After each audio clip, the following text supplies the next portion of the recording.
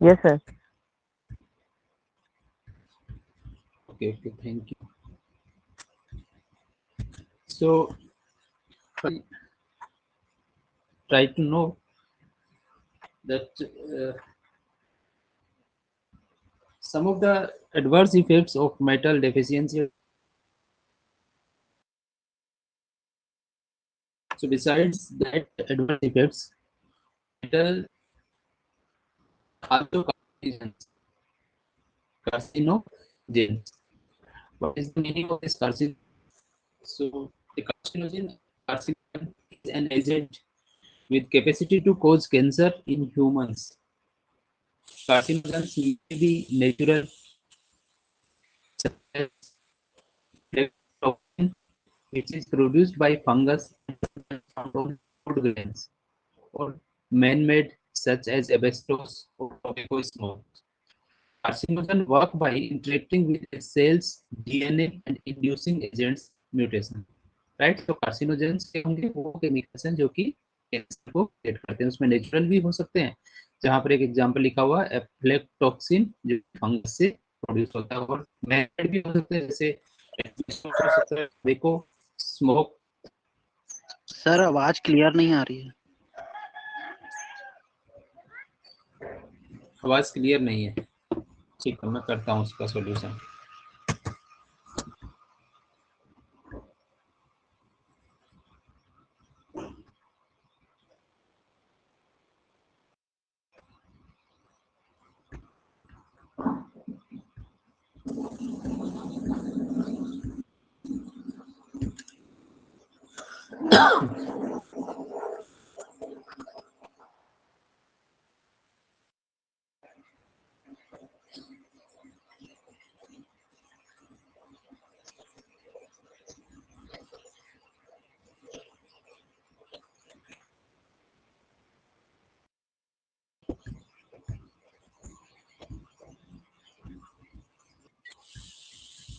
Okay, so screen is visible to you? Yes sir. Okay, so Yes, sir. metals as carcinogens. So before the discussion about the diagnosis, use of metal chelation for diagnosis purpose, we will discuss about the harmful effect of metals. So some of the harmful effect or some of the diseases caused by the deficiency or excess of the metals we have discussed in our last class. So metals can also be carcinogens. So what is the meaning of this carcinogen? Carcinogen is an agent with the capacity to cause cancer in humans. मतलब जिससे cancer हो सके humans में, जो cancer कर देते हैं humans में, उनको क्या बोलते हैं? कार्सिनोजेंस बोलते हैं। कार्सिनोजेंस में be natural, such as aflatoxin, which is produced by a fungus and sometimes found on stored grains, or man-made such as asbestos or tobacco smoke. ठीक है, तो ये नेचुरल हो सकते हैं, मैन मेड हो सकते हैं। Carcinogens work by interacting with a cell's DNA and inducing genetic mutations, right? So ये कैंसर को प्रोड्यूस करते हैं। कैसे प्रोड्यूस करेंगे? वो जो सेल का डीएनए उसके साथ में इंटरेक्ट करेंगे और उसमें म्यूटेशंस लेकर के आएंगे, जेनेटिक चेंज उसमें लाएंगे। So what is cancer? Cancer is a disease characterized by uncontrolled multiplication and spread within the organism of apparently abnormal form of the organism's own cells.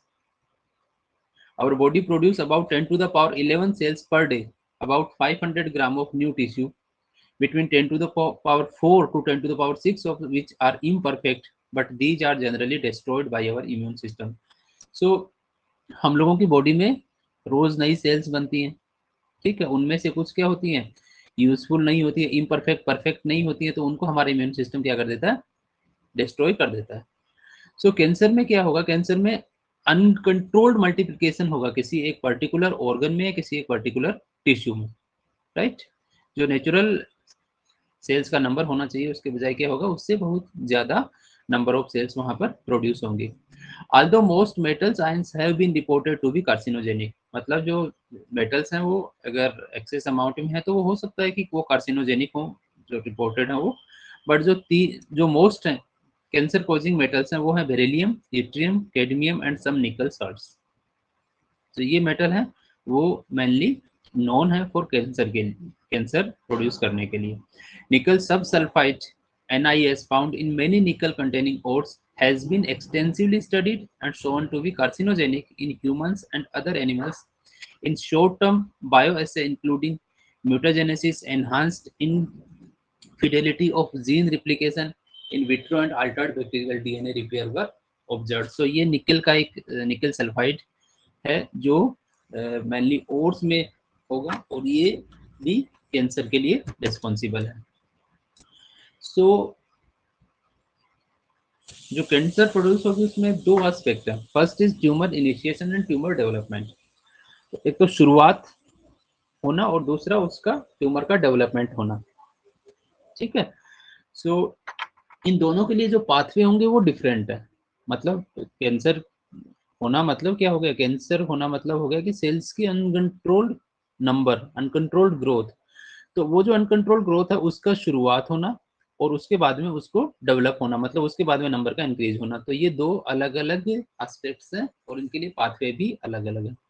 As new methods become available for studying the molecular events responsible for cancer, इसको oncogenesis भी बोलते हैं, it should be possible for bioinorganic chemists to unravel detail of how metals act as carcinogens and as mutagens.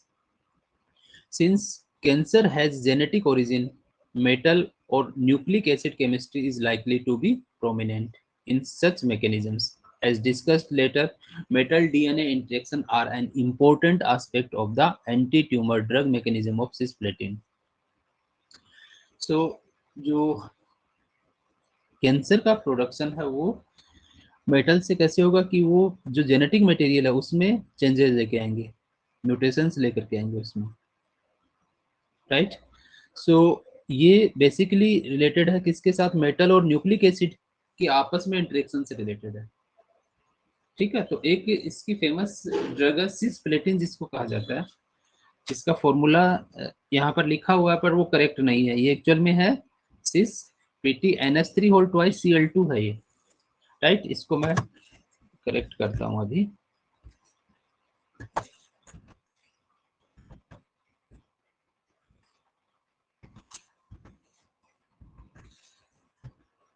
सो ये है सिस प्लेटिन। इस सिस प्लेटिन से cancer का treatment किया जाता है, right.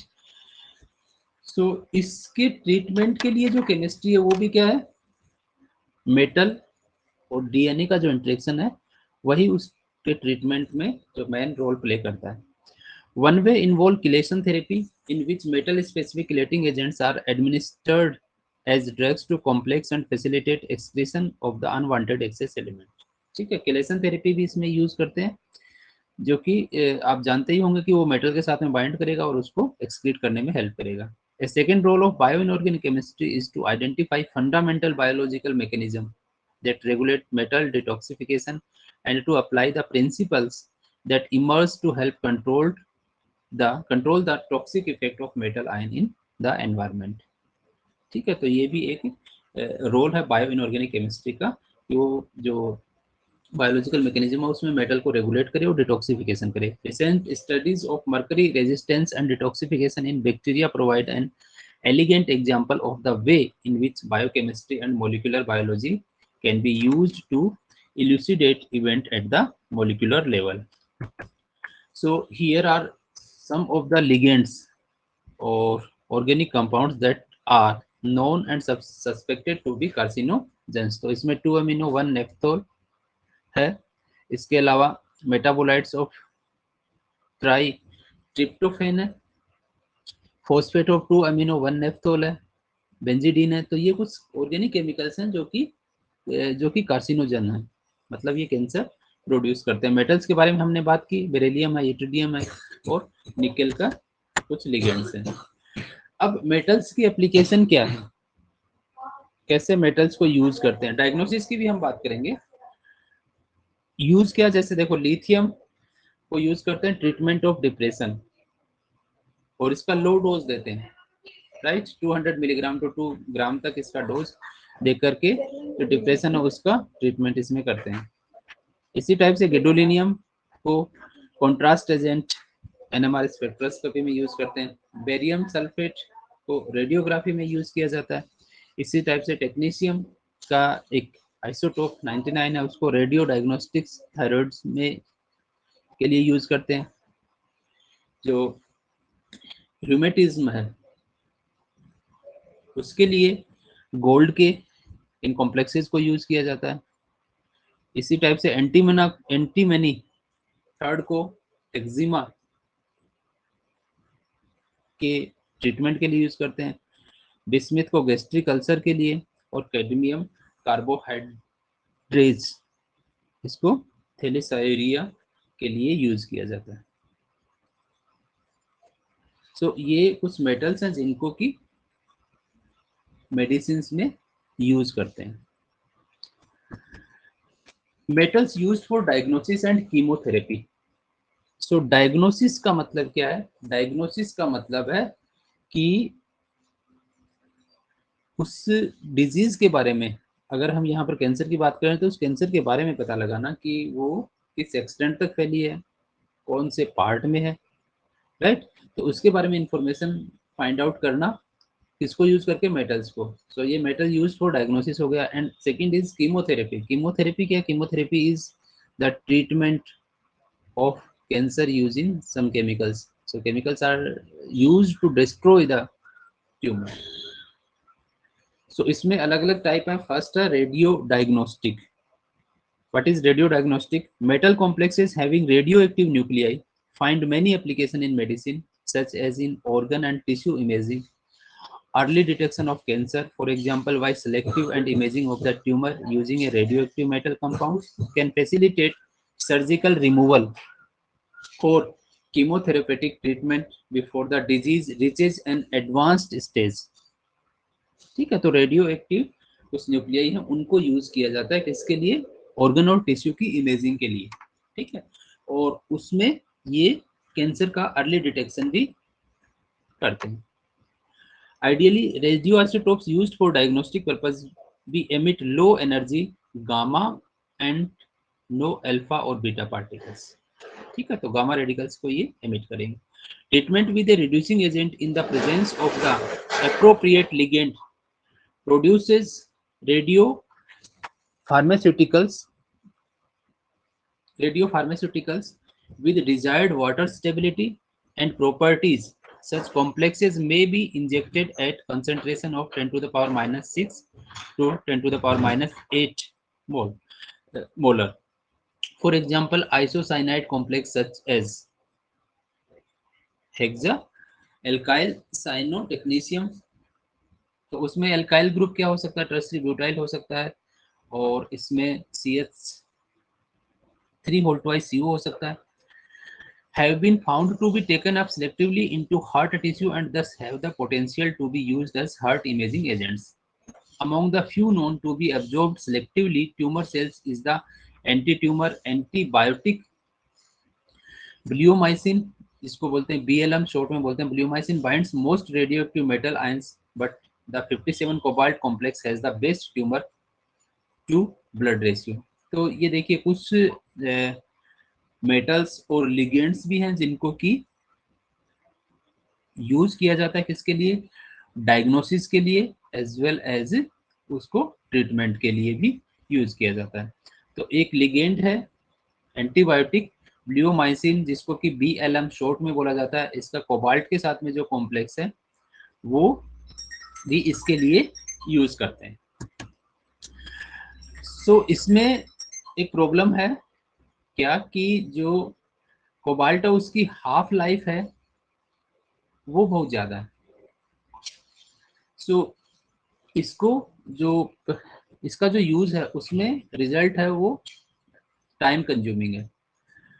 One imaginative solution to this problem was achieved by covalent attachment of an EDTA moiety to the terminal thiazole ring of BLN। ठीक है, तो इसका एक जो सॉल्यूशन था वो क्या था? EDTA मोइटी के साथ में इसका थायजल रिंग ऑफ BLM के साथ में अटैचमेंट था। The resulting cobalt BLM EDTA molecule was radio labeled with indium 3+ and found to be useful for diagnosis of cancer in humans। तो कोबाल्ट को रिप्लेस कर दिया इंडियम से और उसके बाद में इसका कॉम्प्लेक्स था, उसको यूज किया कैंसर की डायग्नोसिस के लिए। Also used for tumour imaging are 99 technetium and 67 gadolinium citrate complex, the latter being the agent of choice for many applications. Again, there is little at the molecular level about the mechanism of tumor cell specificity. So gadolinium और technetium इनको भी इनके isotopes को भी इनको use किया जाता है। An alternative approach to radionuclide based tumor imaging agents for diagnosis of disease is to modify with metal chelating agents antibodies raised against a biological substance such as a tumor cell antigen, hormone or other targets. So ये कुछ alternative approach है जिनको कि use किया जाता है, किसके लिए? इसको यूज किया जाता है डायग्नोसिस के लिए और ट्रीटमेंट के लिए। Antibodies are proteins that are synthesised by specialised cells of the immune system in response to an external stimulant और antigen. The highly specificity and affinity of antibodies of the antigens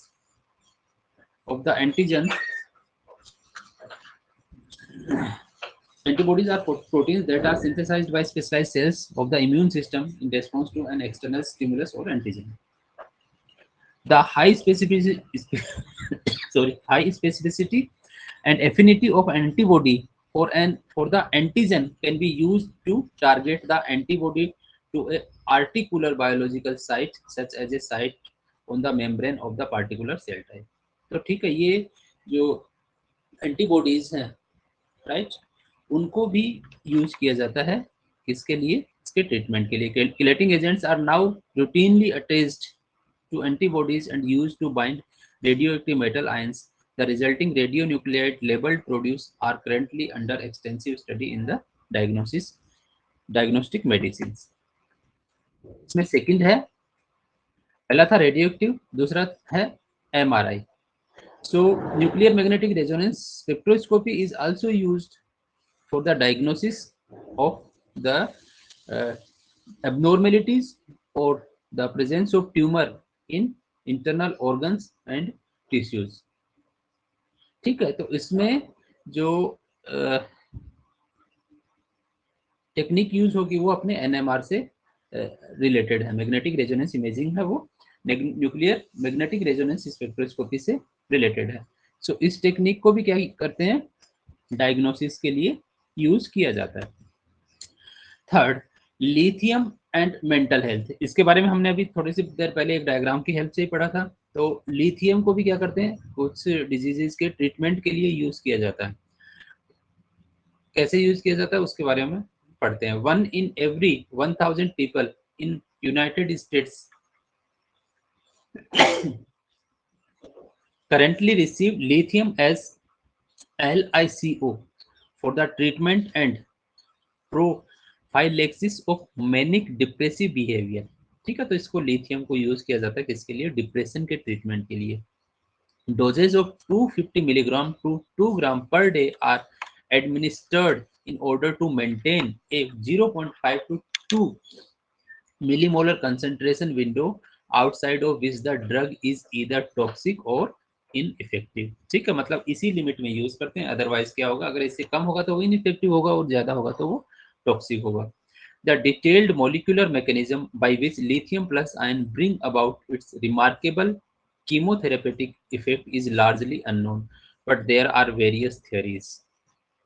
तो इसकी ये किस type से उसका treatment करता है उसके बारे में जो क्लियर रूट है वो तो साइंटिस्ट को नहीं पता, बट उसके लिए अलग अलग थियरीज दी जाती हैं। उसमें से एक थियरी ये है कि one theory propose that lithium bind to inositol phosphates inhibiting their breakdown to inositol and so reducing inositol containing phospholipids।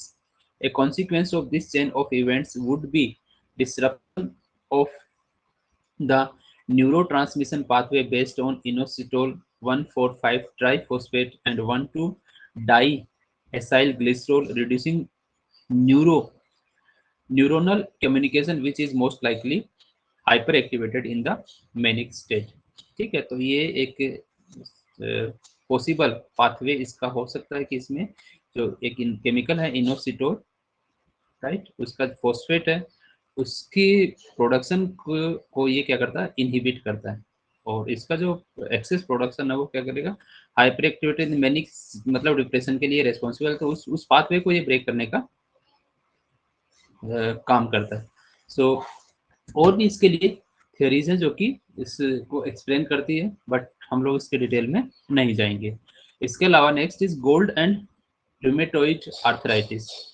ठीक है, तो जो आर्थराइटिस है उसके लिए, आर्थराइटिस के आर्थराइटिस में जो अपने बॉडी के जॉइंट्स हैं उन जॉइंट्स में यूरिक एसिड है वो डिपॉजिट होना शुरू हो जाता है, तो उसके ट्रीटमेंट के लिए गोल्ड को यूज किया जाता है। Gold compounds have been used in medicine for centuries, an application known as cryotherapy since 1940. However, complex of gold have been used most successfully to treat arthritic disorder in humans and other animals.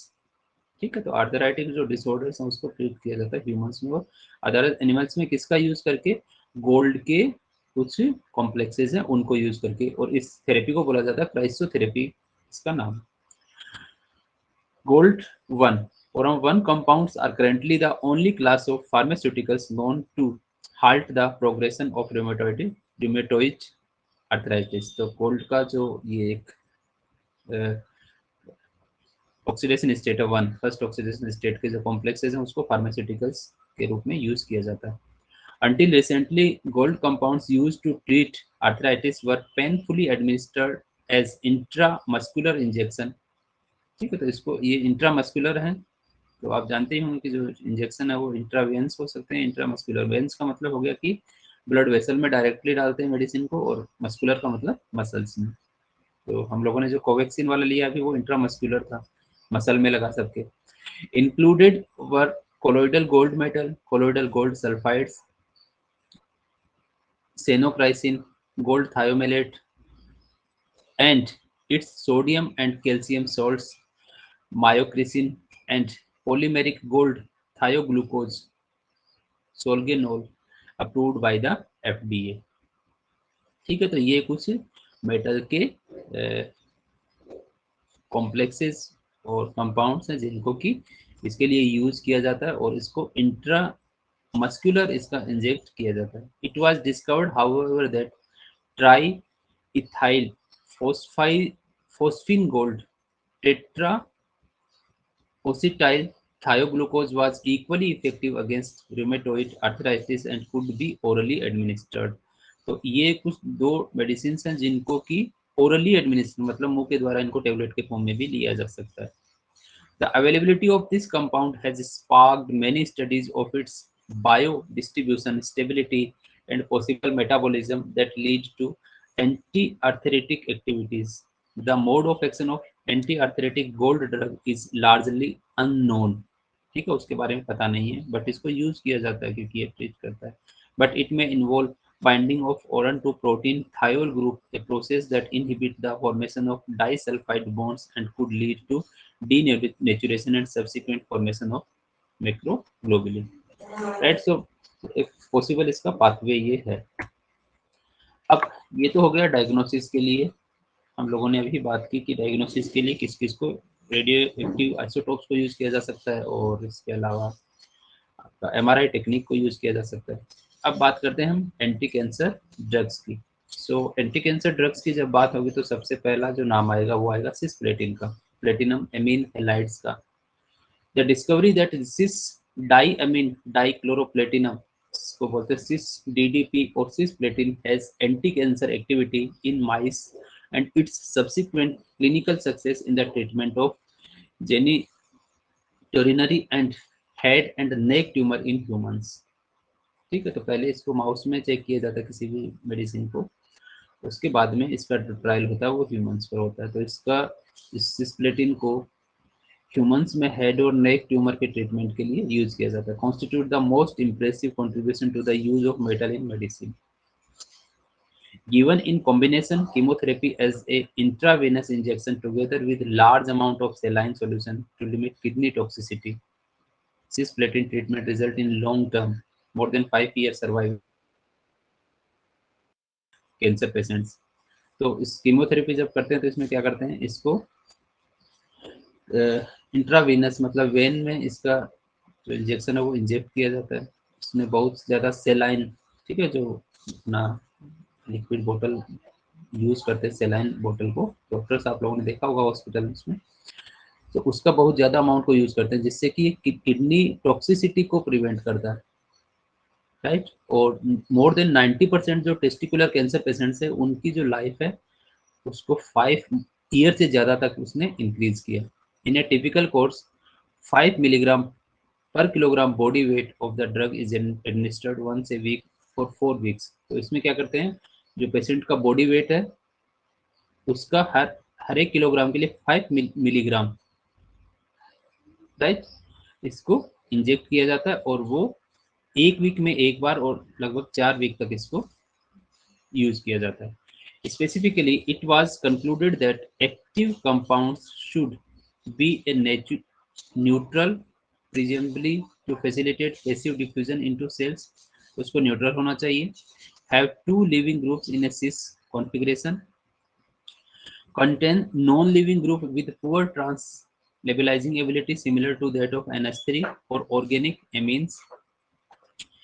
Have living group with a window of lability centred on chlorine. So ये कुछ specifications हैं जिसका कि जिसके basis पर इसको cisplatin को use किया जाता है, किसके लिए, एंटी ट्यूमर ड्रग्स के लिए। सो इसके अलावा भी कुछ ड्रग्स हैं, जैसे आपके सामने स्क्रीन पर फर्स्ट जो डायग्राम है वो सिस्प्लेटिन का है, दूसरा है वो कार्बोप्लेटिन है, ठीक है, उसमें भी प्लेटिन का यूज है, और तीसरा जो है वो स्पाइरोजर्मेनियम, इसका भी use as a anti cancer drug chemotherapy में इसको यूज किया जाता है। सो जो सिस्प्लेटिन और उसी पर बेस्ड उसके जैसे मिलते जुलते जो दूसरे कार्बोप्रोटीन हैं, ये सबसे पहले क्लिनिकल यूज के लिए अलाउ किया गया था, ठीक है। सो इनका जो क्लिनिकल ट्रायल था वो माइस पर सक्सेसफुल रहा, उसके बाद में इसको यूज किया गया, क्योंकि किया जा रहा है। तो आप जानते हैं हमने थोड़े कल की क्लास में पढ़ा था कि जो एक्सेस होगा वो भी क्या करता है, अफेक्ट करता है, ठीक है, मेटल का एक्सेस है वो भी अलग अलग टाइप की डिजीज कोज करता है। तो उसके एडवर्स इफेक्ट नहीं हो ह्यूमंस पर, तो उसके लिए पहले क्या किया जाता है, माउस वगैरह पर इसको चेक किया जाता है, तो वहाँ के रिजल्ट थे वो क्या थे, अच्छे थे, पॉजिटिव थे। तो उसके बाद में इनको इन विवो मतलब बॉडी के अंदर इसको यूज किया गया, राइट। सो ये जो ड्रग है इसके फेवर में जो present evidence strongly points to DNA as being the relevant cellular target molecule, ठीक है। तो ये जो कैंसर के लिए मेन रिस्पॉन्सिबल रीजन है वो म्यूटाजेनेसिस है, मतलब म्यूटेशंस आ जाते हैं उसमें डीएनए में, उसकी वजह से अनकंट्रोल्ड ग्रोथ होती है, तो उसको डीएनए के साथ में बाइंड करके ये उसको करेक्ट करता है। इसके अलावा मेटलोक्सिन्स एंड देयर हैलाइड्स उनको भी क्या करते हैं, इसके लिए यूज किया जाता है for the treatment of the cancer. Several compounds in this category include, ये इसका टाइटेनियम का एक हैलाइड है, इसको थोड़ा सा इनकरेक्ट है इसका फॉर्मूला, सो एल्काइल टाइटेनियम हैलाइड है। Salts exhibit significant activity against experimental animal tumors. Higher quantities, 200 milligram per kilogram of the body weight of the organism of these compounds, than of cisplatin, can be tolerated with fewer toxic side effects, but their failure in two mouse leukemia screen commonly used to predict the success of platinum anti-cancer agents appear to have delayed their introduction into human clinical trials. So studies of Ehrlich excites tumor cells treated with this particular complex in vitro revealed selective selective role or selective action of this particular complex. Selective action means action at particular areas. इसके अलावा gold and other metal phosphines also used for this purpose. Following the successful entry of the soluble gold phosphine complex, Oranophine into the metal-based pharmaceutical industry, several gold phosphine complexes were examined for possible anti-cancer activity. तो gold के जो complex हैं उनको भी cancer activity के लिए examine किया गया. Although Oranophine itself was active in only a small fraction of the mouse tumor model tested, biological activity approaching that of cisplatin was discovered for many analogous, most notably the diphosphine bridged complex. Attempt to replace the phosphine with arsenic or sulfur donor ligands to increase or decrease the length of two carbon bridge, or to replace the phenyl with alkyl group are led to diminished activity. Most noteworthy is that the इसको modify किया गया किसको, जो ओरेनोफिन था उसको भी use किया गया और उसके जो रिजल्ट थे वो भी पॉजिटिव थे. इसको as a anti cancer drug use करते हैं. सो इसमें जो लिगेंड है, जो बाइंडिंग साइट है गोल्ड के साथ में, वो फोस्फिन है, तो उसको आर्सेनिक और सल्फर के साथ में रिप्लेस करके ज्यादा इफेक्टिव ड्रग बनाने के प्रयास भी किए गए. Other main group of transition metal compounds. Some other metals are also used. So several main group metal complex exhibit anti-cancer activity. Gallium nitrate is active agent, human lymphomas mass, but with dose limiting side effects on the kidney and gastrointestinal tract. Tin complex of general formula RLSNX, where R alkyl और phenyl L है वो pyrrolidine है, pyridine और phenyl and X क्या होगा, X है यहाँ पर कोई हेलोजन. 2 cis oriented halide और pseudo halide living groups are active against the mouse. उसका नंबर P388 ल्यूकेमिया ट्यूमर. ठीक है, तो इसको भी यूज किया गया और ये मतलब इसके रिजल्ट थे वो भी पॉजिटिव थे, जो ल्यूकेमिया डिजीज थी उसके against. The cis disposition of the living group suggests a possible mechanism analogous to that of cisplatin. Germanium compounds are also active, notably the derivative spirogermanium. ठीक है, तो ये इनको भी यूज जर्मेनियम को भी यूज किया जाता है इसके लिए, कैंसर के ट्रीटमेंट के लिए. Miscellaneous metals in medicine. Numerous other anecdotal and some fairly elaborate studies have been reported for metal complex as medicinal agents. The use of zinc applied topically to promote the healing of wounds dated back to around 1500 BC before Christ, and silver is now commonly applied to prevent infection in burn patients. तो देखो इसको zinc को use किया जाता, zinc के जो salt थे उसको यूज किया जाता था किसके लिए, वुंड की ट्रीटमेंट के लिए, घाव को ठीक करने के लिए. और सिल्वर का जो यूज है वो बर्न पेशेंट्स को यूज करने के लिए, ठीक करने के लिए किया जाता है. Osmium carbohydrate polymers have been reported to have anti arthritic activity. Transition metal complex have a long history to use as antibacterial and antiviral agents. ठीक है, तो इसको भी यूज किया जाता है.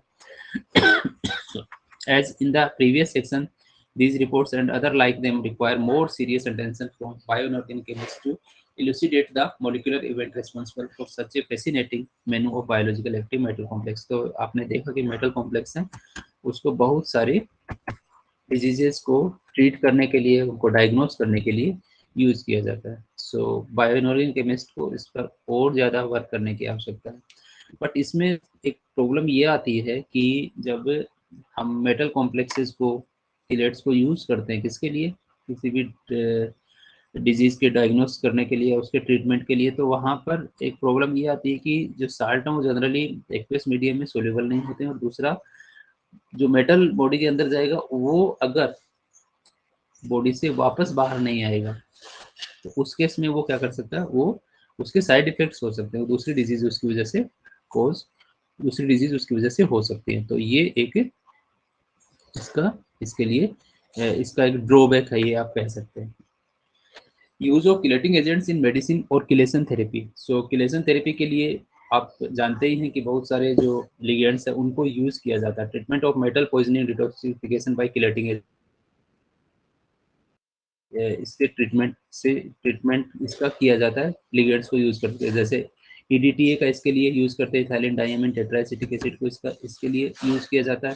तो सभी जगह इसको, मतलब मोस्टली इसको लगभग सारे मेटल्स के लिए इसको यूज किया जा सकता है। इसके अलावा ब्रिटिश एंटी लेविसाइट BAL, इसको यूज किया जाता है। आपके सामने स्ट्रक्चर इसकी है।